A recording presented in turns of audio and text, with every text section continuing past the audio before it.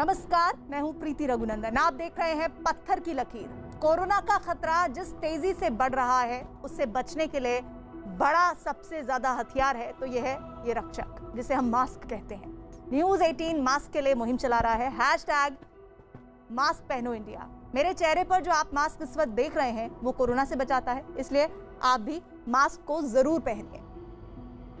तो चलिए पत्थर की लकीर कार्यक्रम की शुरुआत करते हैं और आपको कुछ महत्वपूर्ण जानकारियां देते हैं।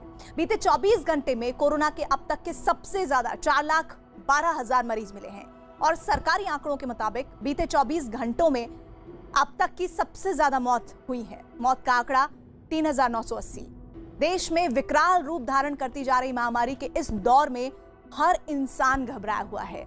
हर किसी के मन में सवाल है कि आखिर इस आफत से कैसे बचे, कैसे कोरोना की चपेट में आकर भी सुरक्षित रहें। लाखों लोग ये सोच रहे हैं कि वायरस की चपेट में आ जाएं तो खुद को बेहतर रखने के लिए या अपनी हालत को गंभीर होने से कैसे बचाएं। न्यूज़ 18 इंडिया हमारी इस महामारी के दौर में लड़ने की क्षमता को बढ़ाने की कोशिश कर रहा है और उसी में एक प्रयास हमने किया है। कोरोना के इस दौर में इतने गंभीर खतरों से बचाव के लिए सबसे जरूरी है जानकारी, और वो भी आसान भाषा में आपको हम समझाएंगे। देश के मेडिकल एक्सपर्ट्स के जरिए हम आपको बताएंगे कि ऑक्सीमीटर से लेकर ऑक्सीजन सिलेंडर तक और ऑक्सीजन कॉन्सेंट्रेटर से लेकर वेंटिलेटर तक किसे, कब और किन हालात में किस किस चीज की जरूरत पड़ती है। कोरोना के इलाज में काम आने वाले बेहद जरूरी मेडिकल उपकरण के फायदे और उनसे जुड़ी हर जरूरी बात आपके लिए इस रिपोर्ट में।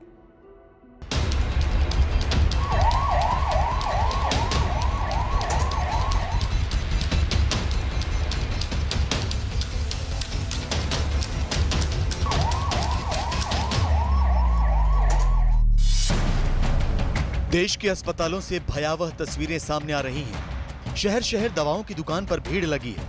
कोई जरूरी दवाएं खोज रहा है तो कोई कोरोना मरीजों के काम आने वाली मशीनें। देश में ऑक्सीमीटर, ऑक्सीजन सिलेंडर से लेकर वेंटिलेटर जैसे शब्द आम और खास की जुबान से सुनने को मिल रहे हैं।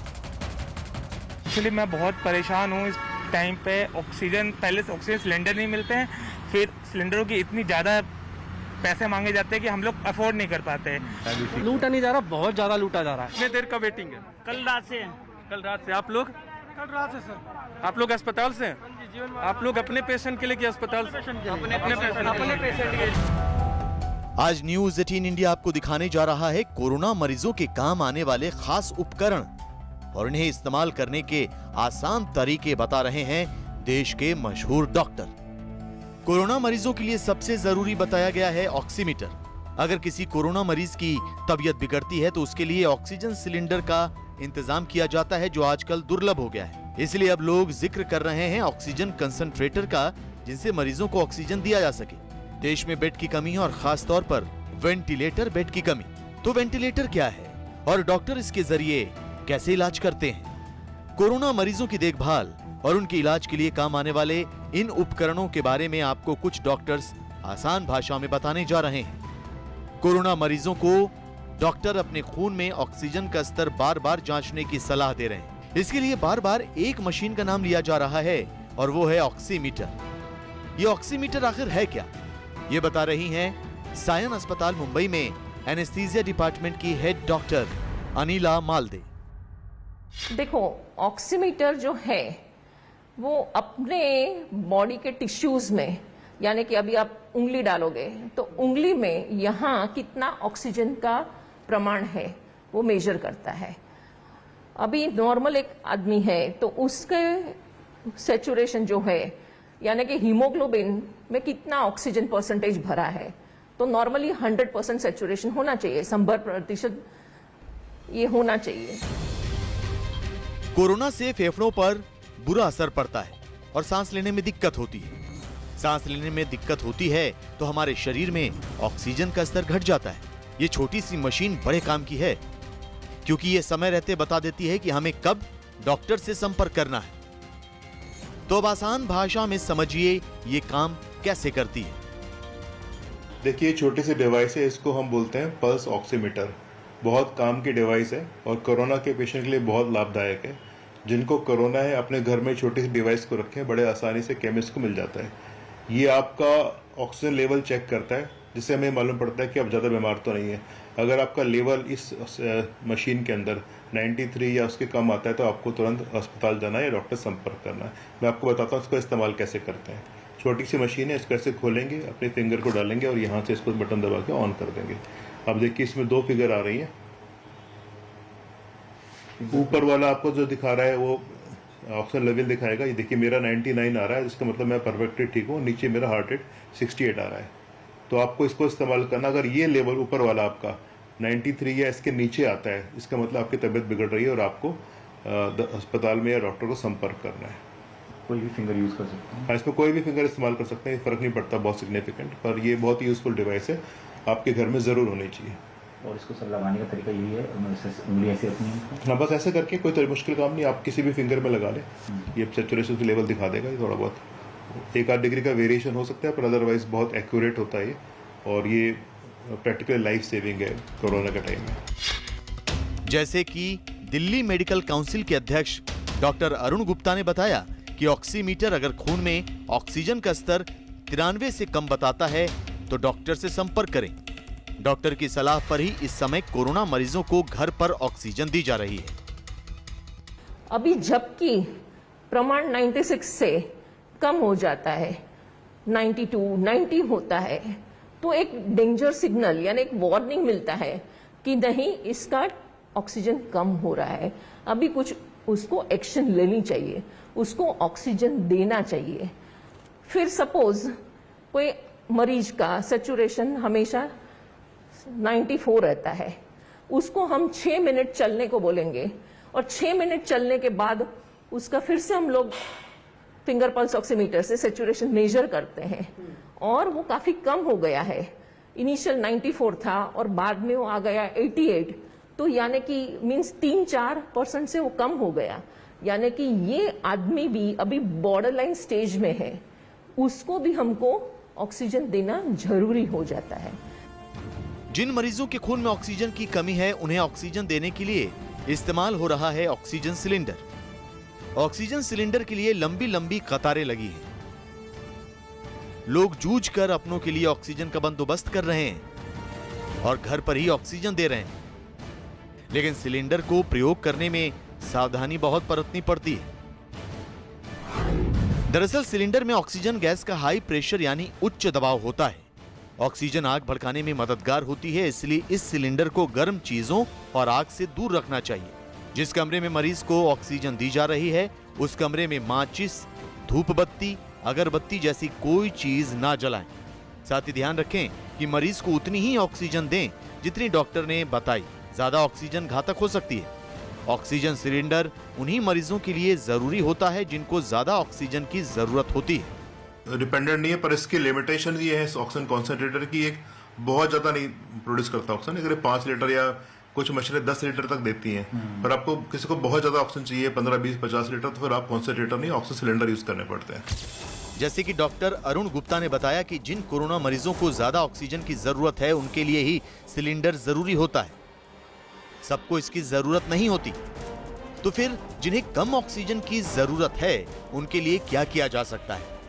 आजकल नया शब्द सुनने को मिल रहा है, यह है ऑक्सीजन कंसंट्रेटर।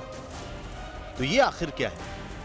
ये जो ऑक्सीजन कंसंट्रेटर है वो क्या करता है कि हवा में से अपनी एयर खींचता है। एयर यानी क्या होता है? नाइट्रोजन। अपने को बेसिक सबको पता है, स्कूल में भी सिखाया जाता है। ऑलमोस्ट करीब 78% नाइट्रोजन होता है, 21% ऑक्सीजन होता है और बाकी के 1% में बाकी के जो भी है कार्बन डाइऑक्साइड वगैरह और ट्रेस गैसेस रहते हैं। तो ऑक्सीजन कॉन्सेंट्रेटर जो है वो एक टेक्नोलॉजी होती है, उसमें एक सीव होती है जियोलाइट की, और वो क्या कर लेता है कि वो नाइट्रोजन जो है वो खींच लेता है अपनी सीव में। ओके, नाइट्रोजन खींच लेगा तो रहा क्या? ऑक्सीजन। तो वो ऑक्सीजन को कॉन्सेंट्रेट करके अपने को दे पाता है। ऑक्सीजन कंसंट्रेटर उतने प्रेशर से ऑक्सीजन नहीं फेंकता, तो हम जनरली ऑक्सीजन कंसंट्रेटर उन लोग को देते हैं जो हमारे अस्पताल से डिस्चार्ज होके जाते हैं, जिनको कोविड बीमारी ख़त्म हो गई होती है उसके बाद 1-2 लीटर का ऑक्सीजन का ज़रूरत होता है, जिससे वो घर पे 1-2 लीटर पे रहें और उनका ऑक्सीजन उस पर ऑक्सीजन ठीक आ जाता है शरीर में। ऑक्सीजन कंसनट्रेटर अगर आप घर पे यूज़ कर रहे हैं तो आप डॉक्टर से ज़रूर पूछें, क्योंकि अगर इसको बीमारी के स्टार्टिंग में ले रहे हैं आप, तो ऑक्सीजन कंसनट्रेटर से आप थोड़े टाइम के लिए तो आप अपने मरीज़ को घर पे रख लेंगे, बट आगे आपको डॉक्टर का ज़रूरत पड़ेगा, अस्पताल में जाना पड़ेगा। ऑक्सीजन कंसंट्रेटर काम कैसे करता है ये बता रहे हैं डॉक्टर अरुण गुप्ता। अब मैं आप लोगों को ऑक्सीजन कॉन्सेंट्रेटर के बारे में बताना चाहता हूँ कि क्या होता है और ये कैसे काम करता है। देखिए, ये वीडियो में आपको साफ नज़र आ रहा है कि एक छोटी सी मशीन है। ये देखिए इस तरह का होता है। ये छोटे से आप वॉशिंग मशीन या फ्रिज के साइज़ का मान लीजिए। इसको ये बिजली के थ्रू चलता है और इसकी सबसे अच्छी बात यह है कि इसमें ऑक्सीजन को रीफिल नहीं करना पड़ता। ये एटमॉस्फेरिक एयर से ऑक्सीजन निकाल करके पेशेंट को देता है। ये इसमें एक फ्लो मीटर लगा हुआ है, आपने जो देखा वहाँ पे भी। तो ये दुनिया बटन से इसको ऑन करेंगे। इस फ्लो मीटर के थ्रू आप ऑक्सीजन सेट कर सकते हैं। आपको 1 लीटर चाहिए, 2 लीटर चाहिए, 5 लीटर चाहिए। तो इस तरह की मशीन बहुत ही यूज़फुल है। खासकर यहाँ पे पाइप लगता है जिसके थ्रू पेशेंट को ऑक्सीजन पहुँचती है। तो ये मशीन बहुत ही यूज़फुल है और खासकर कोरोना के पेशेंट में जिनकी मेन रिक्वायरमेंट ऑक्सीजन की है और इस समय ऑक्सीजन की कमी चल रही है, सिलेंडर्स को भरवाना बहुत मुश्किल है, तो इस तरह के कॉन्सेंट्रेटर्स इंडिविजुअल लेवल पे और सरकार के लेवल पे भी दिल्ली में मंगवाए जा रहे हैं और दुनिया अपने सेंटर्स में इसको इस्तेमाल किया जा रहा है। तो आज के वक्त में ऑक्सीजन कॉन्सेंट्रेटर की बहुत वैल्यू है। मुझे लगता है कि इसका इस्तेमाल अस्पतालों में भी कर सकते हैं। इसका इस्तेमाल आप घरों में भी कर सकते हैं जहाँ पे ऑक्सीजन लेवल बहुत कम नहीं, थोड़ा सा मार्जिनली कम है। मान लीजिए आपका 90 और 85 के बीच में है, तो इस ऑक्सीजन कॉन्सेंट्रेटर के थ्रू 2 लीटर से 3 लीटर से 5 लीटर से इस्तेमाल कर सकते हैं। और ये इसकी जो कैपेसिटी होती है 2 तरह के आते हैं, 5 लीटर तक के भी आते हैं, 10 लीटर तक के भी आते हैं। तो एज पर रिक्वायरमेंट आप इस्तेमाल कर सकते हैं। मैं थोड़ा इसको और आगे बढ़ा के दिखाना चाहता हूँ आपको। ये इसमें एक फिल्टर होता है, उसमें डब्बा लगा होता है, उसमें आपको ऑक्सीजन पानी डालना होता है ताकि जो आपकी ऑक्सीजन है ह्यूमिडिफाई हो सके, ड्राई ना रहे। बड़ा सिंपल तरीका लगाने का। आपको डब्बे को देखते ही आप समझ जाएंगे, उसमें लिखा होता है तरीका। ये जैसे लगा रहे हैं, यहाँ से ऑक्सीजन जाएगी, इसके थ्रू फिर आपको पेशेंट तक पहुंचेगी। ताकि ये देखिए ये पूरे की पूरी मशीन उन्होंने इंस्टॉल कर दी है। इसको ऑन करेंगे वहाँ लगा करके और मैं आपको आगे दिखाता हूँ। अभी देखिए ये ऑलमोस्ट कंप्लीट है सिस्टम। यहाँ पे इसमें बिजली से चलता है, हवा से ऑक्सीजन बनती है। इस फ्लो मीटर से आपको कितने लीटर ऑक्सीजन देना है बटन से तय कर सकते हैं। ये ऑक्सीजन इस ह्यूमिडिफायर में जाती है पहले, फिर इस ट्यूब के थ्रू ये पेशेंट तक पहुँचती है ताकि आपको ड्राइनेस ना हो। और कई इसमें मशीनों में 2 पोर्ट होते हैं, मतलब एक मशीन से आप 2 लोगों को ऑक्सीजन दे सकते हैं। ये भी सुविधाएं होती हैं। 5 और 10 लीटर की 2 क्षमताओं के आते हैं अपने रिक्वायरमेंट के हिसाब से। ये ऑन ऑफ करने का बटन दिखा रहे हैं आपको, आप ये सेट कर सकते हैं। अभी देखिए इस समय चल रहा है, ये इसे बढ़ाने से ऑक्सीजन का लेवल 4 लीटर तक पहुंच गया और यहाँ पे दिखा रहा है इसको ना। तो मुझे लगता है इसका ऑपरेशन बहुत ही सिंपल है, कोई कॉम्प्लिकेटेड नहीं है, सिर्फ ऑन ऑफ कर सकते हैं। ये देखिए ये बबल्स आ रहे हैं, इसका मतलब ऑक्सीजन उसमें जा रही है। इससे ह्यूमिडिफाई मतलब थोड़ा सा मॉइस्चर आता है ताकि ड्राइनेस हो। ये कैनुला के थ्रू जा रहे हैं, नाक में लगा देते हैं इससे, जिससे पेशेंट को ऑक्सीजन मिल जाती है। तो ऑक्सीजन देने के तरीके दोनों हैं, सिलेंडर भी है, कॉन्सेंट्रेटर भी है। कॉन्सेंट्रेटर का फायदा ये है कि आपको बार बार रीफिल नहीं कराना पड़ेगा, ये लगातार एटमॉस्फेयर से ऑक्सीजन देता रहेगा। पर इसकी लिमिटेशन ये है कि मैक्सिमम 5 या 10 लीटर तक दे सकते हैं। अगर आपके पेशेंट को ज़्यादा रिक्वायरमेंट है तो आपको फिर ऑक्सीजन सिलेंडर का इस्तेमाल करना पड़ेगा। ऑक्सीजन कंसंट्रेटर वो मशीन है जिसके जरिए उन मरीजों को ऑक्सीजन सप्लाई की जा सकती है जिन्हें ज्यादा मात्रा में ऑक्सीजन नहीं चाहिए, लेकिन इसके लिए भी डॉक्टर की सलाह जरूरी है। ये जो चीज़ है ये अस्पताल में यूज़ हो या किसी डॉक्टर से सलाह लेने के बाद यूज़ हो तो ज़्यादा बेहतर है, क्योंकि ऑक्सीजन लेवल शरीर में बदलता रहता है। अगर किसी का ऑक्सीजन लेवल कम होना शुरू हुआ है तो चांसेस हैं कि आगे चल के और कम होगा।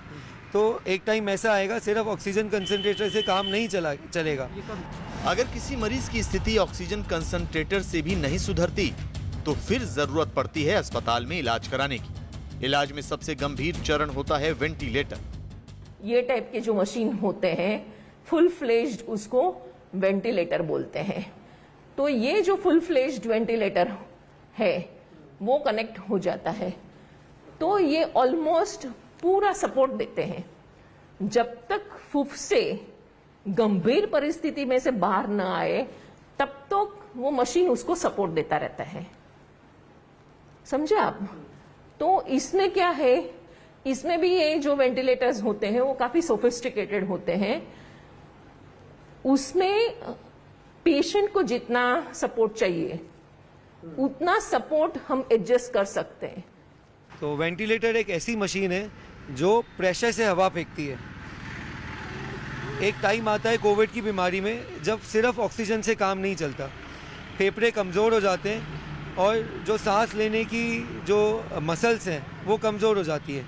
तो उसमें ऑक्सीजन तो देनी पड़ती है बट उसके साथ साथ प्रेशर भी लगाना पड़ता है जिससे वो ऑक्सीजन फेफड़ों तक पहुंच जाए अच्छे से।